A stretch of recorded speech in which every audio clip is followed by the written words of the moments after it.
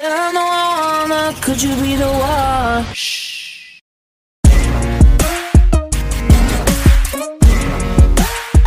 Good, good. Good, good. Could you be the one? Assalamualaikum warahmatullahi wabarakatuh. Selamat pagi anak-anak. Hari ini kita akan belajar mengenai materi baru mengenai integral.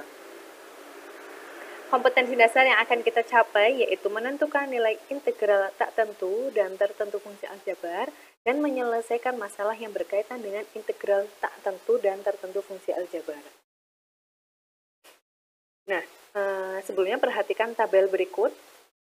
Jadi fx di sini mempunyai turunan yaitu f aksen ya, atau diferensial dari f aksen. Sedangkan fx di sini adalah bentuk integral dari f aksen.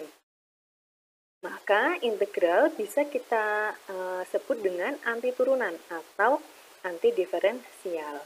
Nah, contohnya di sini adalah jika fx yaitu 3x kuadrat, maka f aksen atau turunannya adalah 6x. Ya. Kemudian jika fx-nya adalah 3x kuadrat tambah 3, maka turunannya adalah 6x. 3x kuadrat dikurangi 5, turunannya 6x. 3x kuadrat tambah 5, turunannya 6x. Nah, jika konstanta, ya, konstanta ini kan ini ya, 3, negatif 5, dan 5 adalah, kita misalnya adalah C, maka fungsi fx itu bisa kita tulis 3x kuadrat ditambah C. Dengan notasi integral, maka bisa ditulis integral, ya, ini bentuk notasi integral seperti ini. Integral fx dx sama dengan fx ditambah c. Maka integral dari 6x dx sama dengan 3x kuadrat ditambah c, ya. Nah, kalau kita punya fx-nya itu 3x kuadrat, maka turunannya adalah 6x. Tapi kalau kita mencari nilai dari integral 6x dx, maka hasilnya adalah 3x kuadrat ditambah c. Oke, kemudian integral dari 4x dx, 3x kuadrat dx, dan 4x kuadrat dx. Kalau kita lihat hasilnya ya, pola di sini, misalkan kita koefisien x-nya itu ini ya, 4, 3, 4 ya. Misalkan kita misalkan A, dan pangkat dari X-nya itu adalah N, maka secara umum dapat disimpulkan integral AX pangkat N dx sama dengan A per N tambah 1 X pangkat N tambah 1 tambah C. Nah, jadi ada perbedaan ya antara dengan turunan. Kalau turunan itu dikurangi 1. Tapi kalau integral kita tambah dengan 1. Oke, lanjut ke contoh soal. Tentukan hasil dari integral 2x kuadrat dx ya.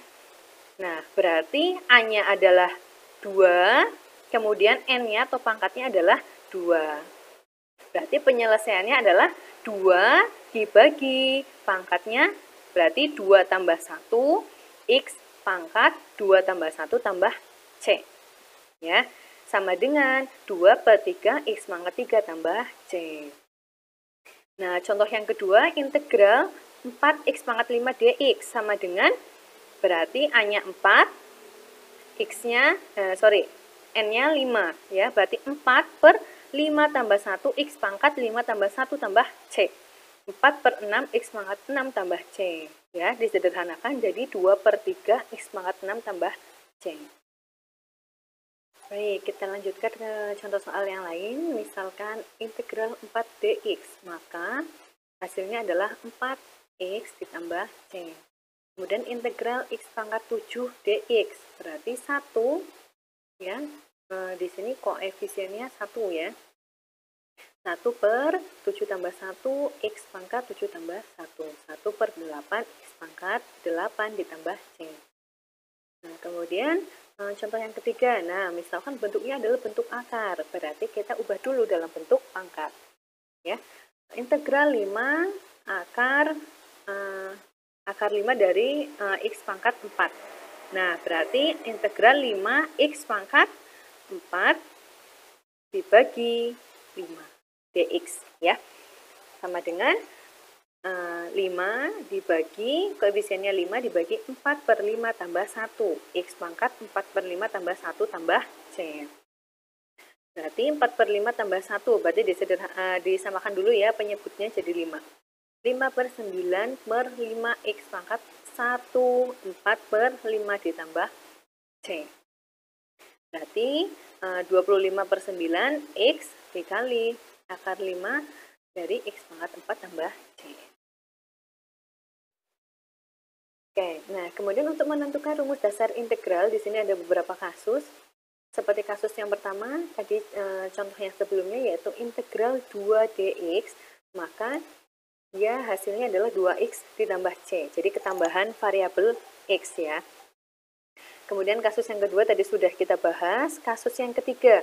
Nah, kasus yang ketiga adalah jika dia mempunyai k atau koefisien, ya koefisien.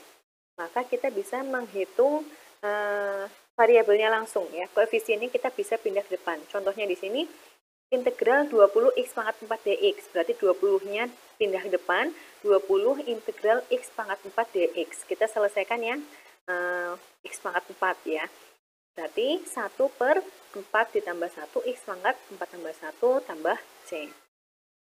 20 dikali 1 per 5, x pangkat 5 ditambah c, berarti hasilnya adalah 4x pangkat 5 tambah C.